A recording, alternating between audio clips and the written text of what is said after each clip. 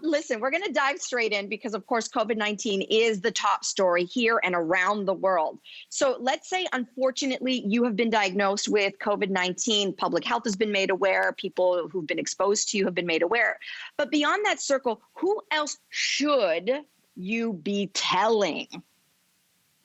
Well, here's the thing. This wasn't a hypothetical for a very good girlfriend of mine. It's been her reality. She went on a ski trip to the States some time ago with some girlfriends. And when she returned home, she started feeling sick. She had a headache. She had a cough.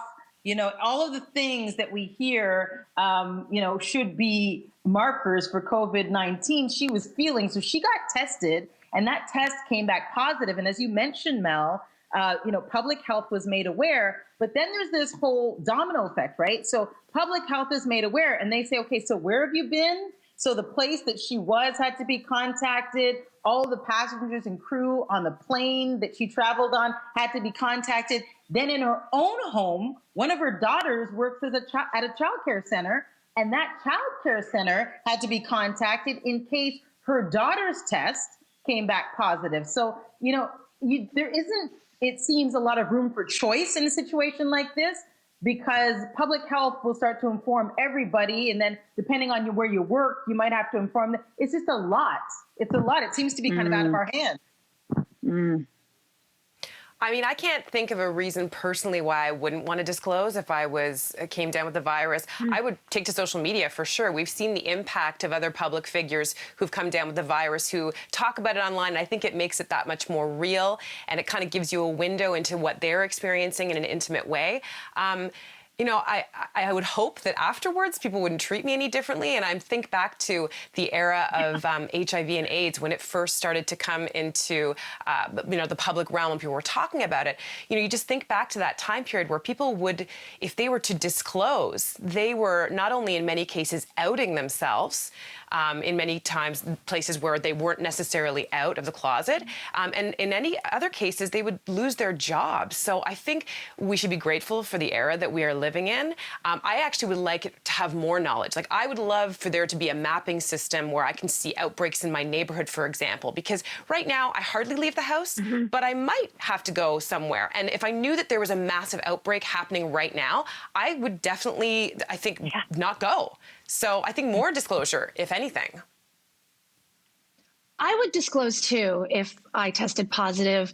But I'm glad you brought up, Cynthia, what it was like in the 80s when, AIDS came on the scene and there was all kinds of stigma, because I think disclosing for some people carries with it a lot more vulnerability, and that would be for the East Asian community.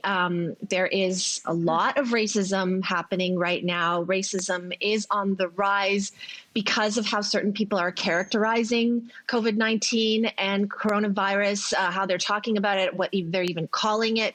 The FBI warned against a surge in racist hate crimes against Asians, because there has been a lot of unkindness, a lot of misinformation, and a lot of assumption that the virus is because of a certain race of people. So being of East Asian descent myself, I would disclose, but I have fear right now going out for a walk and wondering whether or not someone's going to yell at me, someone's going to attack me, because that has been happening around the world in Canada too.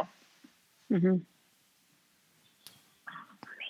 You guys are really good people. I've been thinking about this, and besides letting the people that need to know, like giving them the data that they need, I don't think I would tell anyone. I would not announce it on Instagram.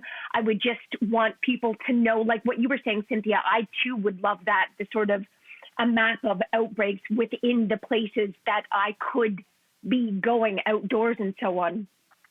But I would just want people to have the data that, yes, there's a woman in her 40s who got it in this neighborhood. Here are the people that she's been talking to. And the last place she went was the green grocer on her corner. And that's it. I wouldn't want anyone else to know, I don't think, my name. It's interesting because I think that there's certain people I would like to tell, like everybody. There was that woman who's 39 years old. She's from the UK. She actually announced that she was positive from a hospital bed in London. And she said if you think that just because you're young, you can't get this. I'm on oxygen. I don't believe she was on a ventilator because she was able to speak.